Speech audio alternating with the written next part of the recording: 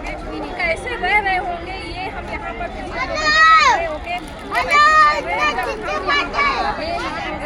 तो ये तो अभी मेरी दोपहरी पूरा दिन बाकी है और लगभग 4 दिन से लगातार इसी स्थिति में रहने के लिए मजबूर है। सर पे कोई छाया है ना कोई टेंट है, और जैसे तैसे जो लोगों ने इनको पन्नी झिल्ली तिरपाल जो भी दिया है वो कुछ लोगों तक मिला है, तो वो लोग बेचारे रह रहे हैं। बाकी अभी बहुत से ऐसे परिवार हैं ऐसे खुले में ही बैठे हुए हैं, जैसे जगाई बिछा के बैठे हुए हैं। हमको बड़ी तकलीफ हो रही है कि बताइए इनका दुख, इनकी ये तकलीफ, इनकी पीड़ा यहाँ आप आ करके देखें तो आप शायद उसको देख भी ना पाए। हम जो देख रहे हैं, जो महसूस कर रहे हैं, वो ये लोग ज़िंदगी जी रहे हैं।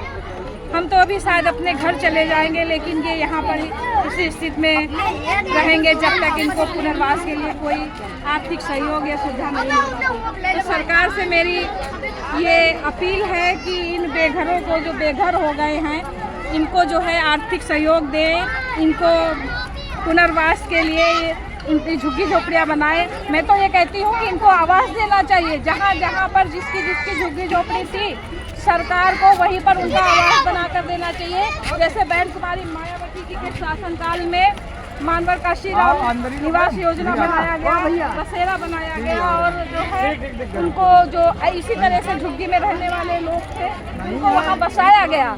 इसी तरह से यहाँ ये सरकारी जो ज़मीन है, यहाँ पर इन लोगों को आवास बना करके देना चाहिए, ताकि ये जो बेघर लोग हैं ये अपने परिवार, बच्चों के साथ में, अपनी महिलाओं के साथ में, बेटियों के साथ में सुरक्षित रह सकें। बहुत ही दुखद घटना है। अगर मेरी आवाज़ सरकार तक पहुँच रही है तो आप सुने और महसूस करें, यहाँ पर आए और देखें कि किस तकलीफ, पीड़ा, दर्द में ये लोग रह रहे हैं। ये भी इंसान है, रोटी कपड़ा और मकान भी इनकी ज़रूरत है और इनका हक है, अधिकार है।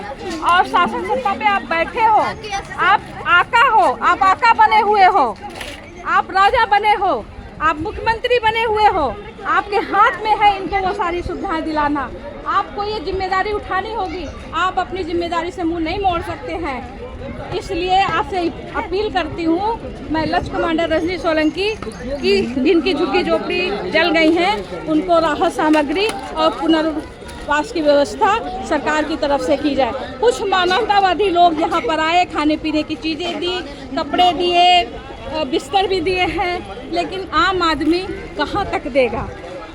जिनके अंदर इंसानियत जिंदा है, जिनके अंदर ममता है, करुणा है, मैत्री की भावना है, वो जो साधारण व्यक्ति हैं, जिनसे इनका दुख तकलीफ नहीं देखा गया, वो लोग यहाँ आकर के खाना वितरित कर रहे हैं, राहत सामग्री दे रहे हैं। लेकिन शासन और प्रशासन लोगों की जिनकी जिम्मेदारी बनती है वो अपनी जिम्मेदारी से पीछे हट रहे हैं। आखिर क्यों? सवाल आप पे उठता है, आखिर क्यों आप अपनी जिम्मेदारी से पीछे हट रहे हैं? आपको आगे आकर एक कदम उठाना चाहिए और इनको आवाज़ दिलाना चाहिए। जय हिंद।